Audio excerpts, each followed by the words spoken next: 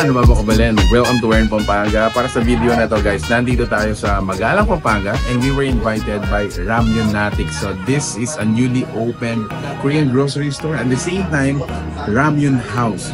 So today po na-witness natin yung kanilang inauguration, yung blessing, and at the same time, titikman natin din sila, di ba? Yes, siyempre.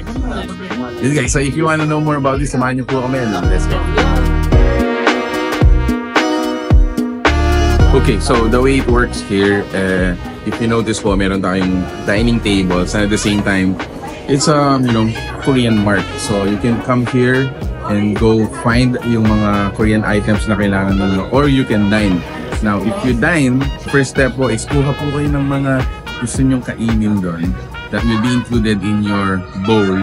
And then right after that, you're gonna use these, mga machines.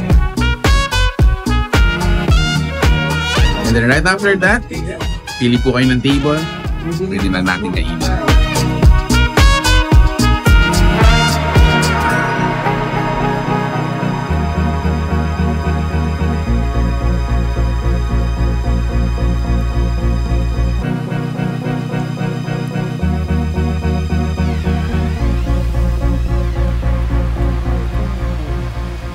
Ako pala si Jonathan, tiga Concepcion Tarlac po kami.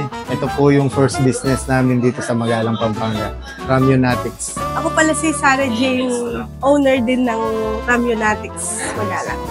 Meron kaming kaibigang tumulong sa amin. Nag-convince na mag-open ng ganito.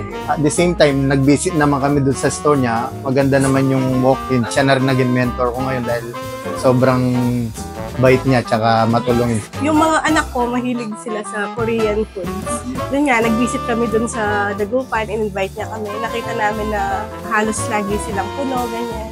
Na-convince na rin kami na itry namin yung business Tsaka yung na to. industry ng Korean business, Korean mart business sa Pilipinas. Sobrang tagal na. Ibig sabihin, yung business established ka dito. Kaya lang yung cook your own noodles, first time pa lang magkakaroon dito sa Magalang, Pampanga. Magpo-purchase lang po sila ng noodles, tapos kukuha sila ng bowl dito. Pipili din sila ng mga toppings nila, tapos kukuha ka ng pagkain mo, ikaw magluluto, maglalagay ka ng sahog, toppings, cheese. Tapos ikaw na rin magtitimpla ng coffee mo, ganyan, may lagyan mo siya ng vanilla. Kung ako yung nakita ko tong shop na to, talagang papasok ako kasi gusto kong matry yung bago eh. Ay, bago doon papasok tayo para matry natin yung noodles. Tinikman ko naman lahat yung mga noodles.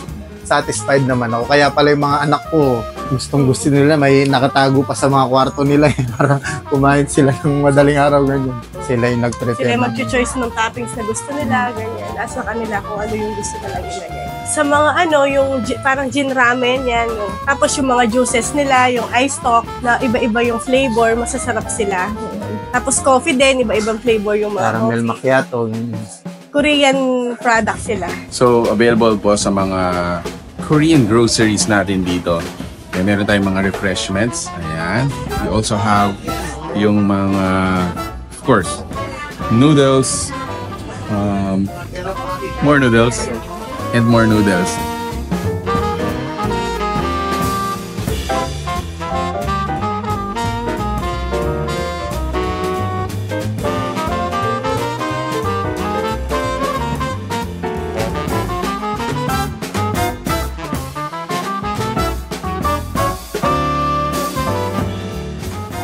Tiga Magalang, visit our shop dito po sa San Pedro 1. Halos malapit lang po sa palengke ito, tabi ng Botica Seo dito sa may side namin. Ang operation time namin is 9 AM to 8:30 po. Daily po yan.